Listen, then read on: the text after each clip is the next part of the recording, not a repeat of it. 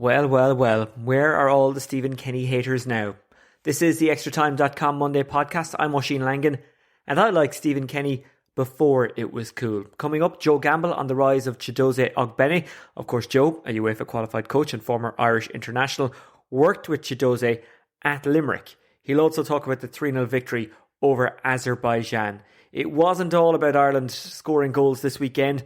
There was also something pretty special from Katie McCabe. McCabe, he thinks about having a shot. Oh! And what a goal from Katie McCabe! She has done it yet again! Congratulations on the win. Tell me about this goal-scoring run that you're on. 3 goals in the last 3 WSL games. Are you surprising yourself even? Yeah, I mean, you can tell by the reaction when it goes in that I'm not very prepared. Me and the girls have obviously been having a laugh and joke about that. But look, it's always nice to contribute in games, and I'm just happy to pick up the 3 points in each game that I score in. Is there an agreement going on as well that it has to be a wonder strike? No, not really. I'd take anyway. If it went in off my shin, I'd still take it. Look, I've been playing a bit higher up this season, with Steph coming in left back, which I've been enjoying, and obviously I played left back today, so I don't really mind. But no, I've been enjoying it. I'm just enjoying my football at the minute. In this week's episode of What Katie Did Next, she scored another wonder goal. She spoke to Sky Sports, by the way, after that. Now, it wasn't just the Irish players in the UK who impressed with some of their goals this weekend. We also saw something pretty special at home. A lovely flick by Noel Murray. Murray over 2. Murray! What a goal! What a goal! Murray flicked it over the header. 2 Galway players and finds the back of the net. What a finish by the Shelbourne forward. That was Stephen Doody of LOI TV Shelbourne commentating on a great goal for Noel Murray for Shells in their 1-0 win over Galway in the Evoke.ie FAI Cup semi-final. They'll play Wexford Judes in the final following their win over Peamount. And that final will take place on the 21st of November in Tala. We spoke to Peamount's Stephanie Roach ahead of that game on Friday. And Peamount were very much aiming at a double. Now, I know what you're thinking. I'm trying to sell an interview that's old and dated. It's not. We spoke a little bit about the Cup semi-final that they were about to play. But we also spoke to Stephanie about her participation in Ultimate Hell Week. If you've been watching the show, but you missed Friday's podcast, then it's definitely worth going back to check. Now in boxing, Tyson Fury wasn't too impressed with Deontay Wilder after he knocked him out in Las Vegas. After the fight, he outlined why he wasn't happy with Wilder while speaking with Steve Bunce of BT Sport Box Office. And at the end you went over to see him. What did you say to him? Just said, well done. And he said, I don't want to show any sportsmanship or respect. I said, no problem. Is that what he said to you? Yeah. Are you surprised by that? Very surprised. Sore loser, an idiot. Because you're all about respect, and he showed guts, but not respect. That's bizarre. Do you know what? To be a top fighting man, you've got to show guts and respect. And he couldn't do it tonight. And that was it. Does that really surprise you, Tyson? Would you like to have seen him just hold his hands up and say, I lost to the better man tonight, like I did last? Yeah, 100%, but he couldn't do it. So I'll pray for him. I'm just thankful that we all get out the fight in one piece. And we go on to our lovely families, and that's it. You talked, Tyson, about the difference between a champion and a great. Tonight, do you think you firmly took that step from a champion to a great? 100%. I know the greatest heavyweight of my era, without a doubt. Number 1, number uno. Look what I've done. I came to America in my last 6 fights and fought the most devastating puncher in the history of our sport. Not once, not twice, but 3 times. Danger, man. And won the fans over along the way. They keep saying, there's a saying, isn't there? If you play with fire long enough, you're going to get burnt. And that's what it's about. Good job I got balls like King Kong, innit? Well, from what Fury was saying there, it appears that Wilder might have the heart of a lion, but he can't take a beating. Now, those were Fury's comments. I'd be interested to hear Wilder's side of things. In rugby, worrying times for Munster fans this weekend. RG Snyman hobbling off in their bonus point win away to Scarlets. Supporters will be hoping there isn't another significant layoff for him. And we may hear more about that later today. That's Monday. So there's not much point in us speculating. Let's just hope that he hasn't picked up too bad an injury.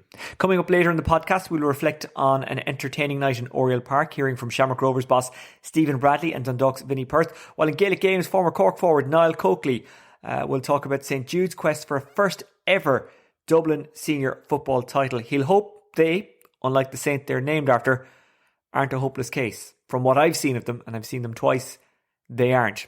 We also had a spy in Armagh for Crossmaglen's quarter-final win over Killeavy. Before all that though, let's talk about Ireland. Just floats it in, and Ogbene, that's over the line. It is over the line. And on his competitive debut, Chiedoze Ogbene, the 24-year-old, gets his goal. The check is over, and Republic of Ireland have goal number 3 from Chiedoze Ogbene. This is the ExtraTime.com Monday podcast, and we're joined by former Ireland international and, of course, former Cork City player Joe Gamble. Joe, how are you? I'm very good, Shane. You must have been very pleased that your fellow Corkman, Chiedoze Ogbene, was one of the heroes of Baku. He scored, but look, he played well all round as well. Now, I don't think you actually crossed paths with him at City, but you probably did work with him at Limerick. Tell us about Chiedoze. Are you in any way surprised to see him at the level he's at now? Look, I'd be lying if I say that when he was first at Limerick, did I see him becoming a full international and getting a move to England? I'd be lying if I say I didn't see it straight away. Like, I obviously knew he had potential, but that's not me saying he wasn't a good player. But I just thought at the start he was a bit raw. You know, he was kind of new to first team football. No, he was a baby really. He was a really young man. 4 years ago, so what's that?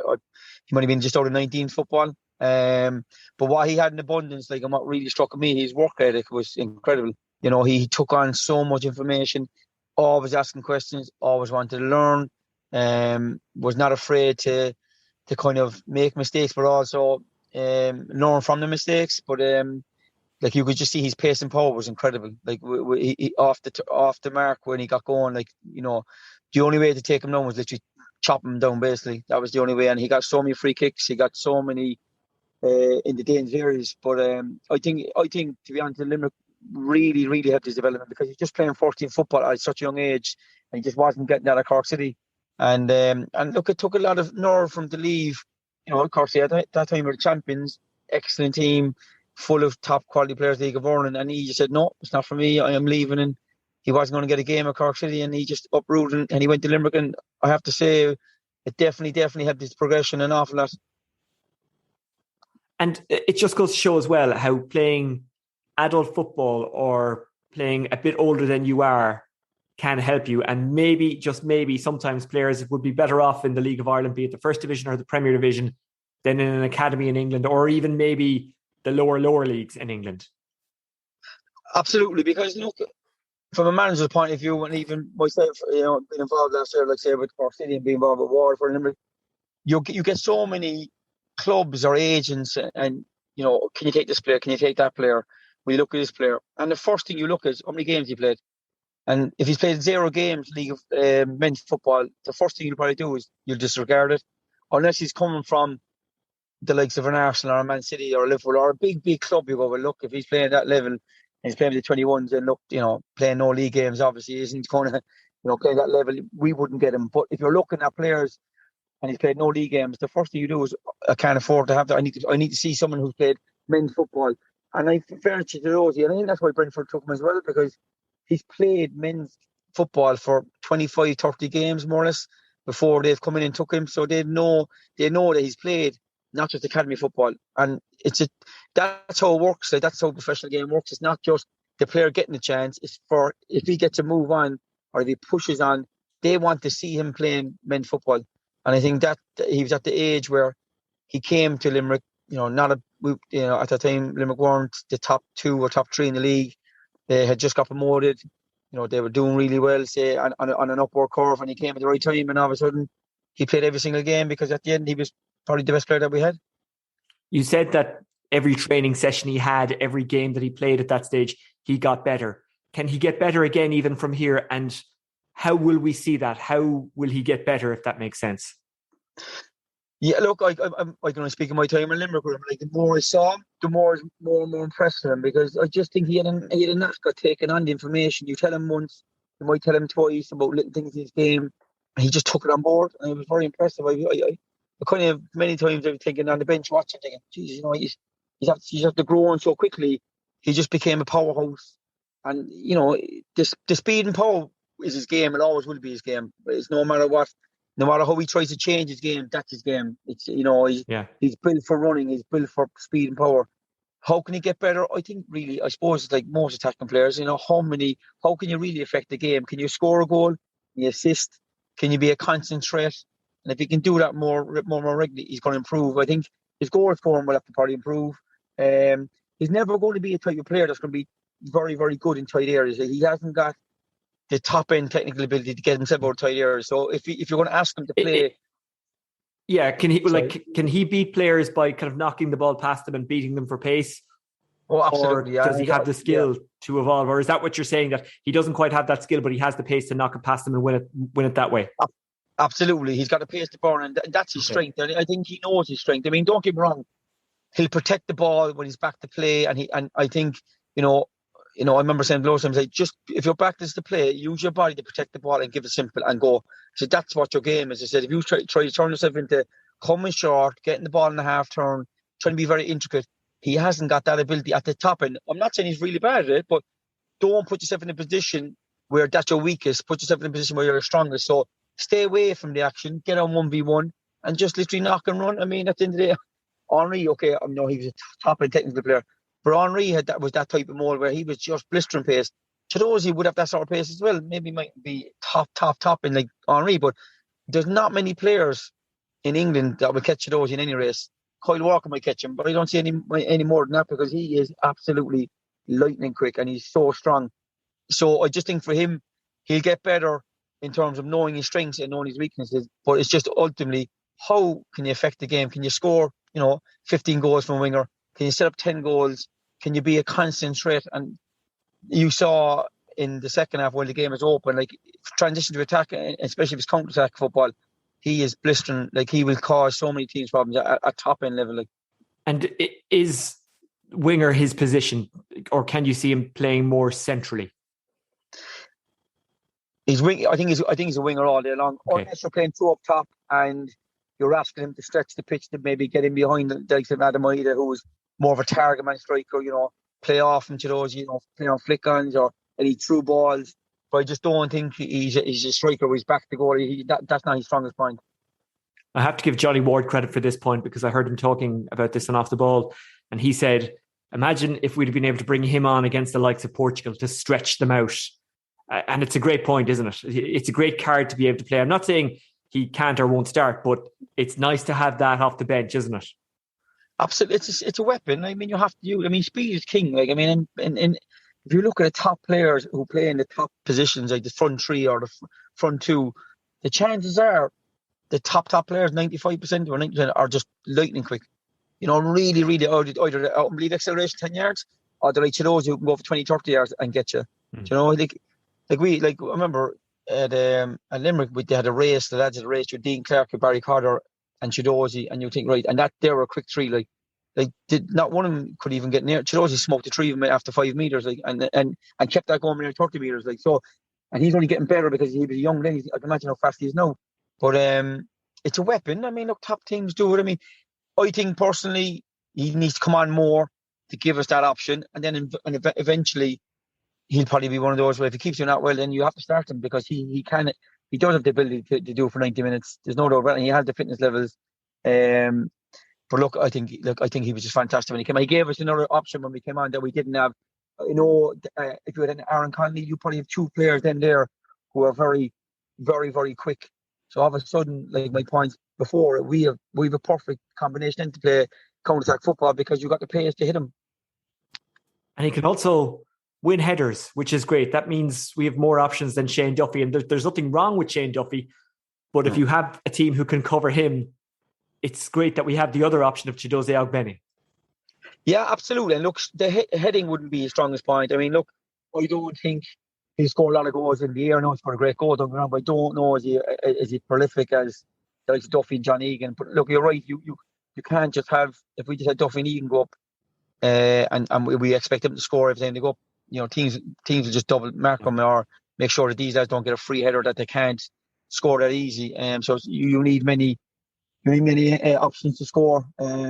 And look, as I said many times, look, Ronaldo scores so many goals in the header. He's regarded as the best player in the world, and it's like a secret weapon to him in the air. So you need as many threats as you can to score, no matter what. It's free kick, set pieces, open play, counter attack, and whatever it is. You need to score in many different ways.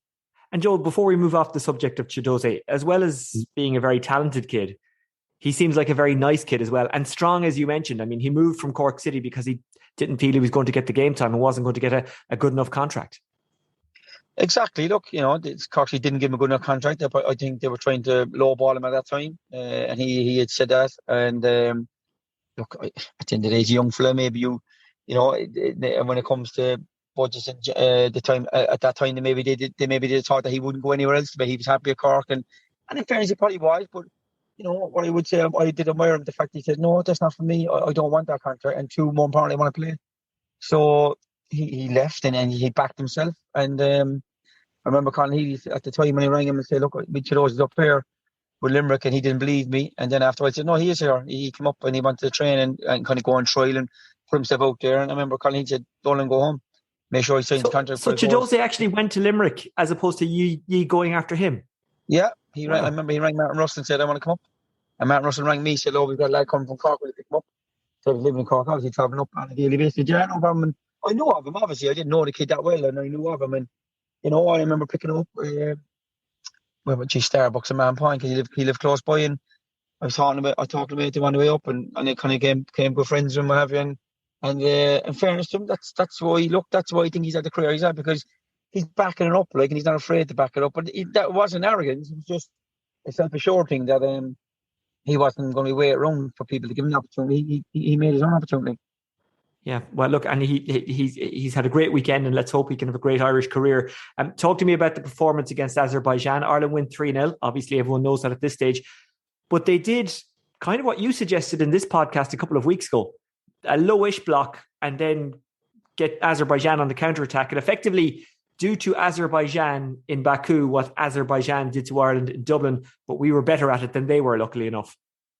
Yeah, exactly. And I think, look, that is the way for us to play. I just don't think, I don't know, will we ever be that open style football where we can just go toe-to-toe with teams and, okay, we'll play a 4-3-3, we'll be nice and open, we'll be expansive, we'll be good in the ball, or we'll try to keep possession of the ball and try to move it through the units and look good on the eye. Look, we don't have that sort of talent. And as good as we are, we don't have the De Bruynes and the Silvas and the Fernandes, and you could name a whole ream of them in Europe. But I think what we are against Azerbaijan is what we are, and there's nothing wrong with it. I mean, look, we were fantastic.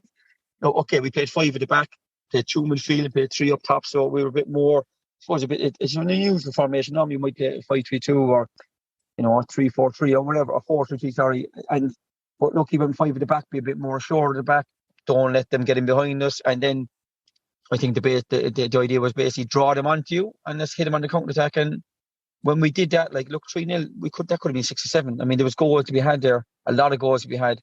No, don't get me wrong, I still think we were lucky to keep a clean sheet, and that's not being negative, because there was a few scary moments that we cleared off the line and they maybe fluffed their chances. But look, you take that any day of the week. But I think going forward, we were very, very impressive, because the space that was there to run onto, and we didn't have to be the aggressor on the ball all the time, forcing the issue.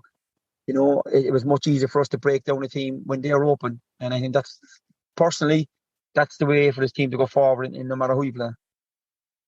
Are we still a bit weak in midfield? Is that still a problem? It's hard to say. I mean, Hendrick and Cullen, I thought they did well yesterday. I mean, I don't think they had fine games. I mean, look, don't get me wrong, look, we are probably short, top end midfielders. But look, since Roy Keane and that sort of era, who we had that's been at that end, James McCarthy showed great promise, but obviously had a good few injuries. Yeah, look, it maybe is. But I mean, look, all you can ask for, is hard-working players and just keep the game simple in midfield. We don't have the real creators of the game where we can cut teams open with passes and, are we really controlling the game from midfield? As the players I mentioned, probably not. So you just got to be dogs in there, really, and there's nothing wrong with it. I mean, Gary Neville said last week about having these sort of players, and when he was at Man United, he had Darren Fletcher, Sunji Park, and he mentioned his own name, Mickey Putty. He said, do you think they played there because they were superstars? They were there because they were dogs, they were soldiers, they're generals. Sometimes you need soldiers in your team, and we might have 1 or 2 generals, but when you're soldiers, and your soldiers are really in midfield, they're dogs, and you just get around, you do all the hard work, keep the game simple, don't keep possession as much as you can. And if we can do that on a regular basis and we do that well, then we got great midfielders. That's the way I look at it. Is there a balance that still needs to be found there? I mean, look, maybe I could be wrong here, but does Hendrick get caught out a little bit defensively on occasion? And does he kind of switch off at times in games? Tell me, by the way, if I'm being hard on him there. No, I mean, look, it's hard. I thought in possession yesterday he gave away some terrible passes, square passes in the latter stage of the second half where the opposition could have easily scored. And against better teams, I think they would have scored.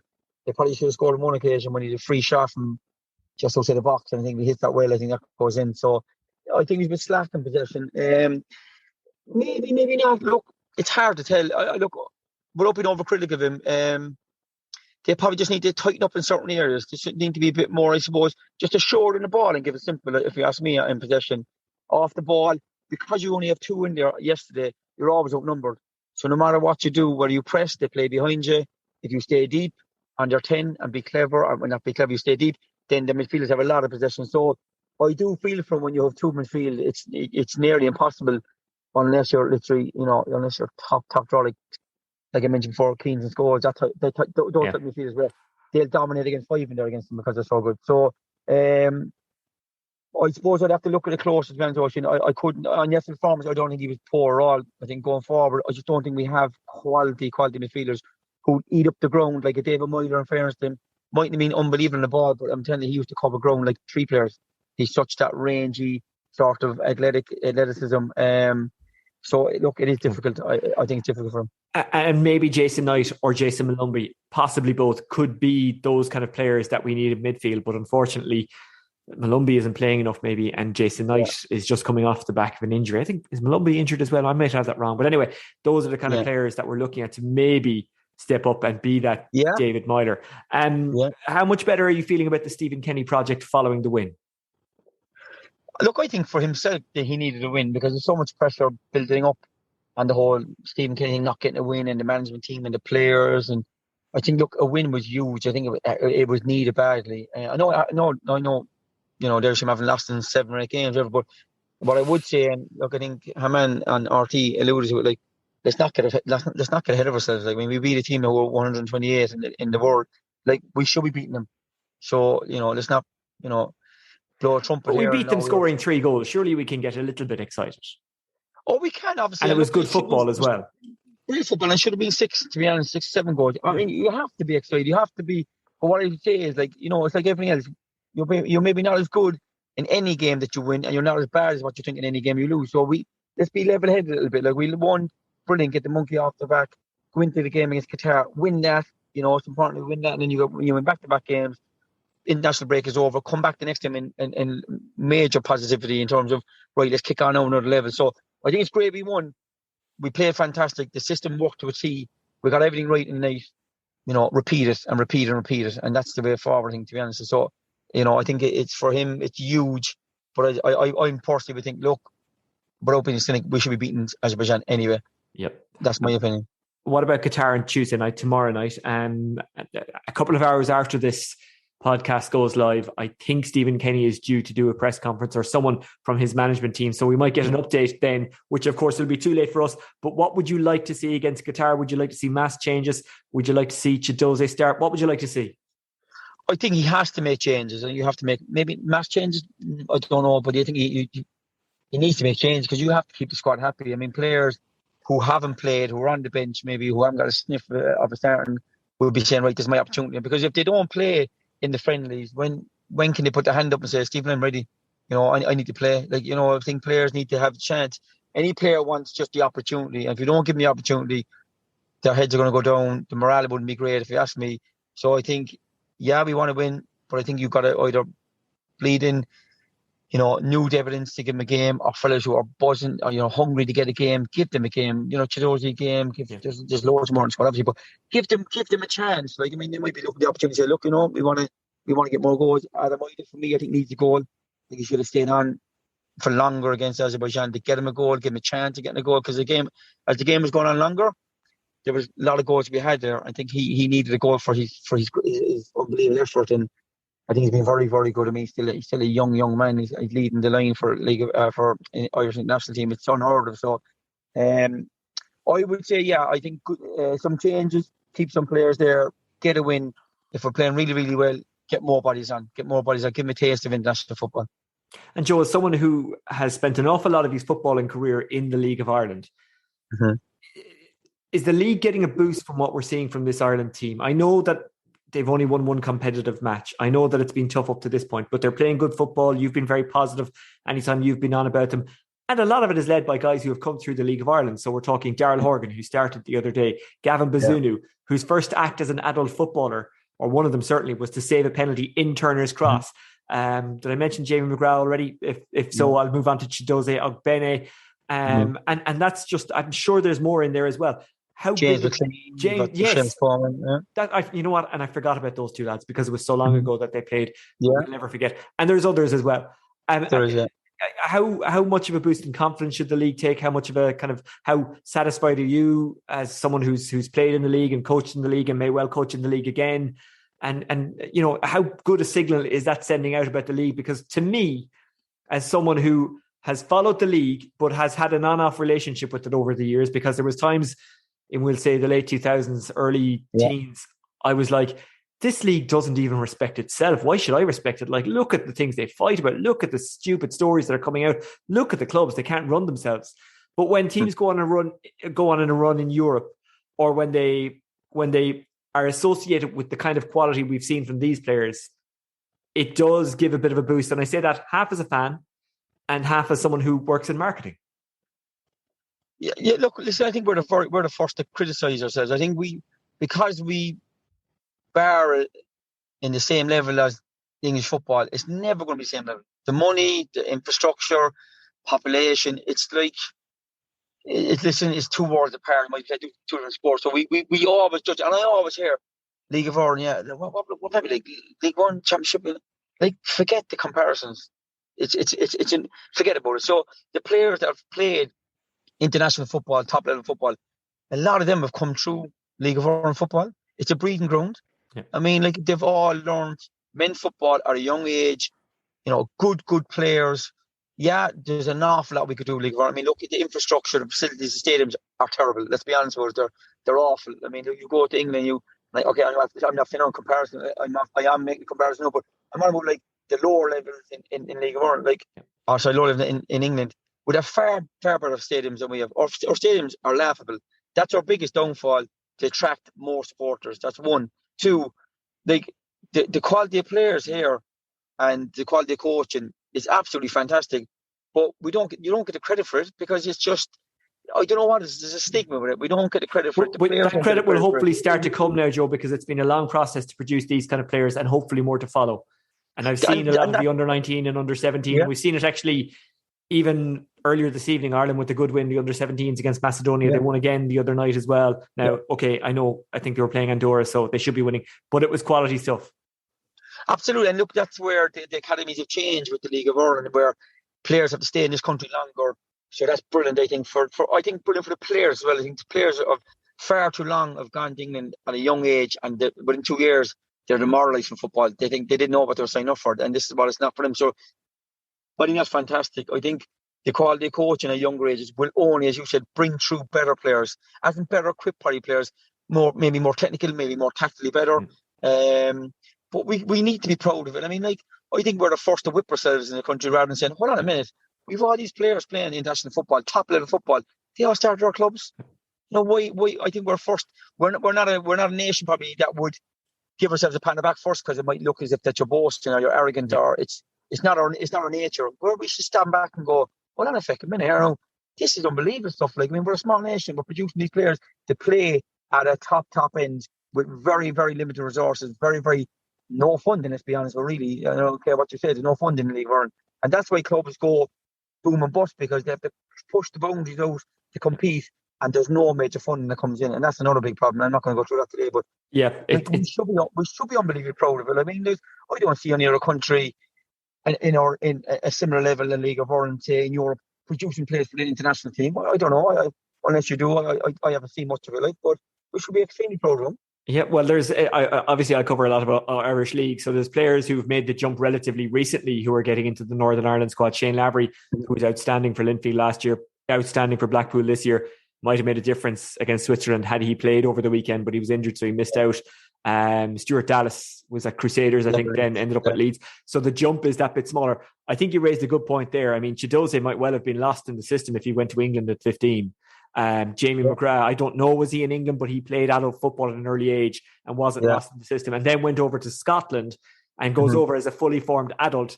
And it's a lot easier to make a move like that when you're an adult and you've played adult football, and you've kind of, and you'll have to kind of stay with me for this point, when you've already made it. If you're signed to play adult football by a St. Mirren or a League One team, like, Daryl Horgan went over to, where did he go first? Preston, and then you even go back forward. Look, Daryl Horgan went from Waterford to Sunderland. Mick McCarthy. You look at Keith Fahey, went to Birmingham. To Arsenal. Look at Wesley Hoolan, was ready made. It went to Livingston, then went down. There's so many players that have cut their teeth in the league. And see, for me, look, I think a lot of academy football, and to be very honest, is nonsense. A lot of it, not all of it. And I'm not trying to be smart, but we're teaching them to fail more or less, because we're not teaching them how to play men's football. And look, you only get how to play men's football by actually playing men's football. It's you can't coach academy players where, right, the keeper gets the ball, he booms down the pitch, puts nearly snow on the ball, you expect it to fight and win a header against a 6'2", 15 stone ball man. And you're a young 19-year-old, you're like, this is what we didn't sign up for the academy. The academy, they play out from the back and they do all this. That's not football.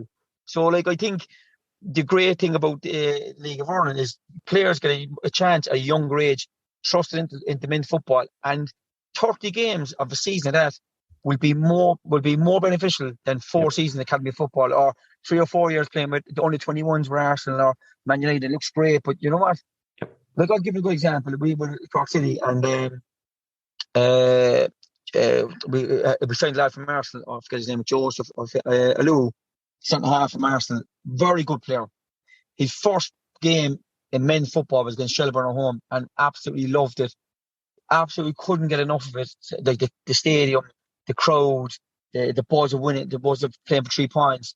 Now, he's come from Arsenal in 21s. He's playing there for good 2 or 3 years, and he learned more in 10 games, he said, than what I did in 3 years playing with Arsenal in 21s, because of all the different antics in the pitch and the players and the type of players they're up against and different styles, and men's football, playing for 3 points, playing for money, really, playing for the wages, like total different. You cannot coach that. Like, it's very, very hard. Like, yep.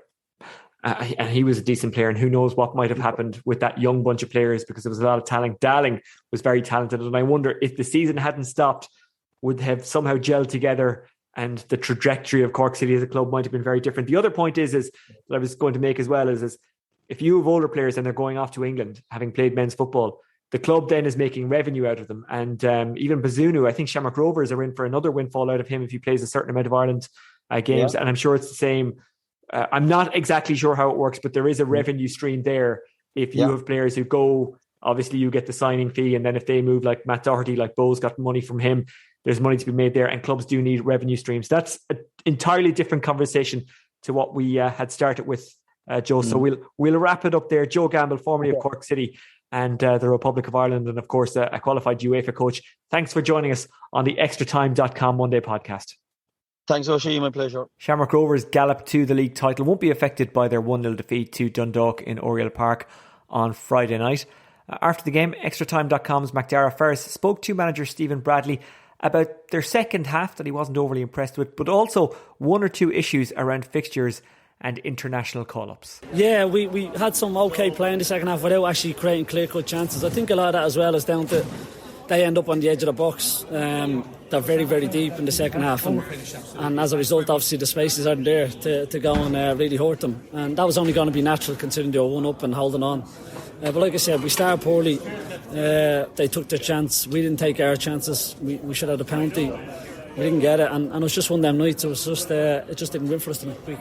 And it was a bit of a strange one this evening. Only one game in the Premier Division.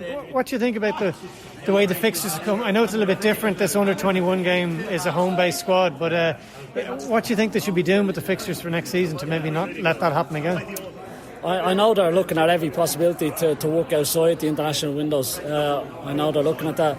To be fair to them, this week I was just throwing a massive spanner in the works in terms of the home-based 21s group has hurt a lot of teams. And obviously with countries on the red list, the UK players, all that. It was just a massive spanner in the works for everyone, and there's not much they can do about that, to be fair. And yesterday there was a great win for the Ireland under-17 squad down in Cork with a completely home-based team. Do you think that's what we're going to see more of the likes of? Because of Brexit, players aren't going to go away. You know, you have Idemo Hamako coming on as a 17-year-old tonight. I presume that's probably the horizon we're going to see in the future. Hopefully that's that should be our plan. That should be our objective. We can't say no to Irish players that are living in England, that have parents, grandparents. That will always be here, and we should always welcome that and embrace that. But I think the majority of our squad's made up of home-based players is going to be the norm going forward, and it's just us to make sure that we're giving them, developing them correctly, so they're good enough to step up to them levels. Stephen Bradley speaking to MacDara Ferris. The under-17s, by the way, had a very good win against North Macedonia. 2-0 they won in Turner's Cross last night. That's Sunday night. They're playing again in Turner's Cross later in the week. They're up against Poland. That's on the 13th, so that's Wednesday. The under-21s in action against Montenegro. That's tomorrow, Tuesday, in Montenegro. Now, Vinnie Perth has also been talking about the issue of international call-ups and fixtures not being postponed because of them. He agrees with Keith Long of Bohemians, who thinks that the season could be extended to facilitate players being called up and fixtures needing to be moved around a bit. We've a guy playing against Holland tonight, and we've another one playing against Austria. And Jim Crawford's in a really, really difficult position, and it's an amazing opportunity for them young lads to go to Montenegro. But we're the only game taking place tonight. Now, we knew that as a club when we signed these players, but it's something that has to change going forward. We have to get rid of this 42-week season. Players' contracts are 40 weeks, and have a proper league and international weeks should be set aside. So it's disappointing, because I suppose it's highlighted with the fact that we've so many injuries and players missing, but at the same time we've got to attract the internationals into our league if we can. So for me, it's a huge thing. We have to set as best as possible international windows. Vinnie Perth, the Dundalk manager, on international call-ups and how the League of Ireland season could be extended to facilitate them. Now it's time to talk Gaelic games. Niall Coakley, you might remember him. He played for Cork. He's playing away with St Judes for the last couple of years. Originally from Carrigaline in County Cork. He's a very talented forward, and well, there's a lot of talent in the St Jude's team. They've been impressive so far this season. They had a good win against Round Towers of Lusk to set up go-ahead Dublin Senior Football Championship quarter-final against Thomas Davis in 2 weeks' time. That'll be a tight encounter. But St Jude's, from what I've seen, are very much in the reckoning for a Dublin Senior title, a first ever Dublin Senior title. After the win against Round Towers of Lusk on Sunday, I caught up with Corkman Niall Coakley. It's the ExtraTime.com Monday podcast, and we're on the sideline of Parnell Park with Niall Coakley of St Jude's, of course, formerly of Cork. Niall, you fired your way through to the quarterfinals of the Go-Ahead Dublin Senior Football Championship. You must be very pleased with today's win and today's performance, personally and team-wise. Yeah, absolutely delighted. I suppose, like a lot of teams in Dublin, we haven't maybe got off to the best start. We drew our first game, so we've kind of been on the back foot ever since, and we knew coming in today we needed a win to basically get through first of all, and then I think just we're very happy with the performance, which enables us to top the group. So very happy now, I think, with today, and all focus now for 2 weeks' time, quarter-final, and really kicks off from then, I suppose. Yeah, we were upstairs doing the commentary, Coleman and I, and we were trying to work out who you'd play because it went down to scoring difference, and it was either Thomas Davis or Ballymun. Now it's turned out that it's Thomas Davis, but as I was saying to Coleman, it was like me offering you a kick or a punch. Either way, it's a tough one, isn't it? Yeah, exactly. Like you see Thomas Davis here Friday night against a good Skerries team. I think they put up 2-17. Ballymun have obviously the reigning champions. They were outstanding last year, but I think if you were looking at the team you probably who's in more form, I suppose, based on the most recent performances, you probably say Thomas Davis are in massive form. We actually played them in the league this year up on our pitch, and they gave us a bit of a trimming as well. So it's going to be a very tough game in 2 weeks. But as you say, if we had maybe come second, we would have played Ballymun. So I think at this stage there's no easy games when you get to the quarter final. But we're expecting a really tough battle in a couple of weeks. I think you could probably see with Thomas Davis, they're very much a coming team, young, athletic. So we'll be up against it now in 2 weeks. It must be some battle in your internal matches when I look at the talent you have, the likes of yourself, David Mannix, your brother Brian, Kevin Mack obviously, Oisin Manning at the back, Chris Guckian, just the names tripping off the tongue here. You've some squad. Yeah, we really do. Like you see Oisin Manning there, you mentioned he played for Wicklow this year. That was his first start in the 3 games. He didn't start the first 2, came in today, started and was absolutely outstanding. My own brother, he missed a lot of the summer through injury, but he's coming back into it. He came on and kicked 3 points there. And just not to be caught into too many names, but Kieran Fitzpatrick, another brilliant player for us, coming back from injury as well. He played 60 minutes for the Inters last night in their win versus Ballymun. So every player seems to be coming right at this stage of the season. So as you say, the internal competition is savage. Training sessions, especially over the last number of weeks, they're getting more and more fierce. And again, that's just improving the team overall, Coleman and I were making up a rivalry between you and your brother, who I dubbed Phil and Grant. Do you get the reference, first of all? I don't get the reference. EastEnders, Phil and Grant Mitchell. Oh, God. Well, they were brothers, stroke enemies, stroke best friends. Yeah. But anyway, we were making up a rivalry that as soon as your brother came in, he wanted to score points as nice as you, and then you scored a point and I said he didn't even look over to the brother, which of course was completely made up in my head. Yeah. But genuinely, is it good that there's 2 years? Is it good that there's, I won't say a rivalry, but I'd say you always pushed each other on. Oh, definitely. I think we only got to play for 1 year together at home because Brian's a good bit younger than me, but it was great. And then I moved up here and Brian obviously was down home, so him coming up here, it almost made me want to up my game because again he was another left-footed forward coming up, and I wanted, I suppose, show that I wanted to show I'm the better brother in my head. But it definitely drives me on, and hopefully it drives him on as well, seeing me. But yeah, you could see I was trying to take the 45. He came on, and my father always tells me Brian is the bigger boot, but I'm slightly more accurate. So that's, I think, when we're talking about rivalries and all the rest of it, I think that's from my father's mouth anyway, but I probably agree with him on that. And it's good to see him up here as well, chatting away to your brother. For this group of players with St. Jude's, I think it's fair to say you'd probably be disappointed if at some stage or another you don't win a Dublin championship. Is that a pressure you're putting on yourselves, or how do you look at it? Yeah, look, it's a good point. It's not something we would address as a group and say, oh, look, we have to kind of make the most of it. But look, I think, it goes without saying how much we want it. Like, I'm up here 6 years, and the last 5 years we've been in 4 semi-finals and a final. And, we're not far away, but at the same time, I suppose there's a lot of good teams in Dublin. Yeah. It's such a hard championship to win. But certainly we're all well aware of the fact that we put so much into it and we're so competitive, but we just need to get over the line. But again, nothing's guaranteed. You don't get, sometimes you don't get what you deserve, and I'm sure there's plenty of other teams in Dublin think they deserve one as well. So, yeah, look, it's a fair question and a fair point, and it is definitely something we're conscious of, because I think there's quite a few of us now are pushing on to the more experienced years. There's a good few of us in our 30s, but then we do have young, good talent coming through. You see Alan Connolly there, corner forward today, plays hurling and football, really good player, just up from the under 21. So there are good young players coming through, but certainly there's a core experienced group there that realise that we're not going to be here forever, and we need to make the most of these opportunities. Now, the pandemic has reversed this a little bit, but the nature of Dublin is that country people move to Dublin, and when you move somewhere you look to go into a social circle, and generally that's through a sports club. There's a number of country lads in the St. Jude's team. First of all, how do you gel, and second of all, how do you take the kind of, I would say, friendly grigging, but maybe a bit of jealousy of, oh well, they're the United Nations, which I think is unfair, because as a countryman myself, I know it myself. I went and I played in Dublin at a much lower level. No one's going to be watching me in Junior F, but they are watching you at Senior. Yeah, look, I think it's something where we don't discuss as a group, but I think, look, we're all conscious of it. I ended up through a mutual contact. It's been great for me up here. Some of my best friends, I met one of the groomsmen for my wedding in the club. My brother's come up and joined the club because of me. So there's always connections there. We don't seek out players ever, but I think it's probably, I think, a great testament to the people in St. Jude's that they welcome everyone, and that's what the J is all about. It's welcoming people into the area, welcoming people into the club, and as long as, and then I suppose within the team, we don't care where someone's from. It's about, do they buy into what we do as a group? Do they buy into what we're trying to achieve as a senior football team? And once they do that, it doesn't matter where they're from.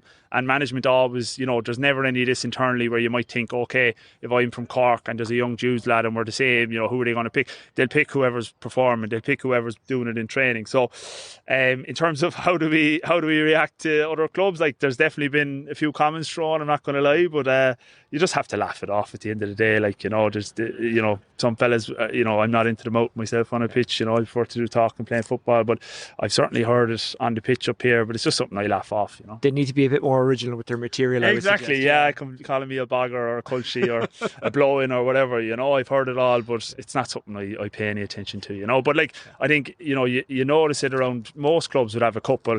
I suppose we do have a few more just through the mutual contacts we all make, you know. But the nature of Temple Oak as well in that area. It is, like, and even the club's only just over 40 years old. It was founded by country people. It's an area that blew up, you know. So that's just the way it is. Listen, Brian, pleasure talking to you. Niall, sorry, Brian's over there. Niall, best of luck in the next round. Thanks very much, Joshie. Thanks very much. Niall Coakley, originally from Cork, but now playing with St. Jude's in Dublin. Interesting points raised there about country players being part of a Dublin team. I have to say, as you heard there, as someone who's done that myself, yes, at the lowest possible level, it kind of irritates me, some of the comments made about St. Jude's. Like, the nature of Dublin is that country people live here because that's where all the work is. It's not because we absolutely love Dublin and couldn't see ourselves anywhere else. It just happens to be where the work is. That's obviously changing a bit with the pandemic. Now, Crossmaglen Rangers. Do I need to say more? Probably not. You know all about them if you're in any way interested in Gaelic football. They had a good win against Killeavy in the Armagh quarter-final. 115 to 11 points was the final score in that game. Our own Aoife Mullen was at the match. Aoife, how are Crossmaglen looking? Crossmaglen are looking great, Oisín. A nice mix, a nice blend of youth and experience on that squad. And yesterday's game was fantastic. I was there, as you said, with my Killeavy connections. I was trying to remain neutral, which was probably a little bit tough, but it was really, really an entertaining game of football right from the outset. And at the start, actually, it was Killeavy who came out all guns blazing. The first shot and the first shot of the game went wide. Then they did get the scoreboard. They registered the first point of the game on the scoreboard, but then I suppose that was cancelled out by Crossmaglen, and they went on to score 5 more consecutive scores. So at one stage it was 6 points to 1 very early in the game yesterday, and you kind of felt, oh, is the writing on the wall here for Killeavy? Are Crossmaglen just doing a Crossmaglen, and are they too strong?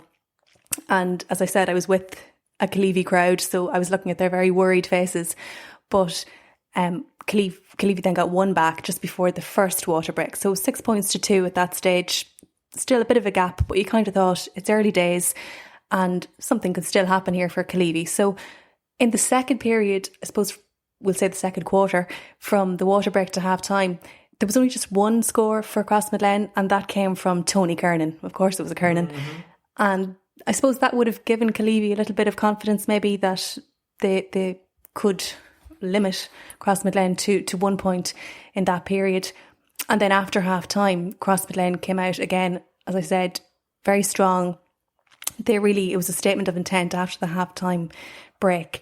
But Killeavy came back again, and actually the game was level at 10 points. And this reminded me then, it brought us back, it probably brought all Killeavy fans back to the game I mentioned earlier on last year in August 2020, when the game was level.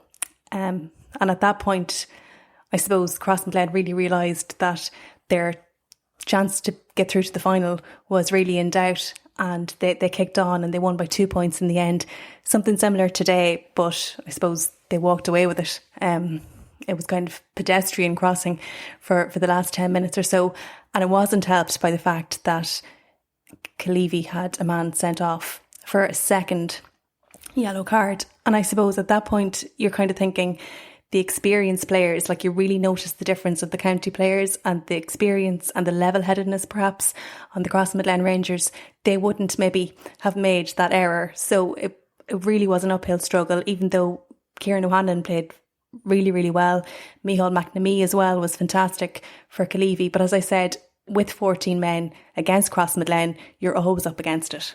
A couple of words to strike fear into the heart of any opponent of Crossmaglen, the O'Neills. Well, yes. I mean, Rian O'Neill, unstoppable. And even at conversations around All-Stars and the team of the year on the Sunday game, there were so many wonderful comments about Rian O'Neill and should he be on that team, because he really is immense and he was fantastic again today. Some superb points. And who else would get the goal? The goal came in the dying moments of the game in injury time, and of course it was Rian O'Neill who stepped up and got that goal, and I suppose put the icing on the cake and made sure that it was Crossmaglen, although we knew at that point. I suppose the crowd were starting to leave at that point. The green and black jerseys of Caoimhe were exiting from Armagh. But to seal the deal, it had to be Rian O'Neill. Okay, Aoife, thank you very much. Crossmaglen looking dangerous. The reason why we talked about them is A, you were at the match. You didn't know you were going to be put to work, but you were. And B, it's because with Crossmaglen, we're not talking Armagh titles here. We're talking Ulster titles, All-Ireland titles. Haven't maybe done it for a while now in Ulster, a couple of years. I'm just trying to think of the last title they won. I can't. It wasn't like 10 years ago, but it wasn't like 2 years ago, I don't think. No, it wasn't. Guidor, and who else has won recently? Well, there wasn't one last year. Oh God, I can't think. But anyway, Crossmaglen. They were always there and thereabouts. And just a special shout out, not just Rian O'Neill, but Aaron Kernan was amazing. And there were times there in the first half where Aaron Kernan was actually on his own, playing a sweeper role, and just his speed and his agility, but just his cleverness and his thinking, his quick thinking on the ball. He was absolutely fantastic. And in the first half, especially in the opening 15 minutes, Caoimhe were just knocking on the door, and they just couldn't find a way through the defence, which I think before the game yesterday, people maybe were looking at Crossmaglen's defence and thinking, gosh, maybe there is kind of an element there or a shakiness, and perhaps Caoimhe would be able to capitalise on that, but they were knocking on the door, as I said, and they found it very, very difficult to get through, which meant that they were taking long range points, and although some of them they converted and some of them were really wonderful, it just showed in the end. And I suppose those wides that they clocked up really came back to haunt them then towards the end. Okay, Aoife Mullen, thank you very much. 2015 was the last time that Crossmaglen won an AIB Ulster club title. Kilcoo are the latest champions. As I was saying, there was no Ulster club last year for all the obvious reasons, but the last time there was one, Kilcoo won it. Now, I should have remembered that straight off the bat, and I imagine Conleith Gilligan, who's a regular on this podcast, will be pretty annoyed that I didn't, considering he's their coach. Schlock Niall, by the way, have also won a couple of titles in the last couple of years. Anyway, that's it for the extratime.com Monday podcast. I hope you join us again on Friday. We'll look back on Ireland hopefully beating Qatar. It's an international friendly. Let's not get carried away either way. Well, unless of course we win, in which case, go nuts. We'll also talk about rugby and the SSE Electricity League and anything else that takes our fancy. That's it. We'll talk to you Friday. Take care. Bye bye.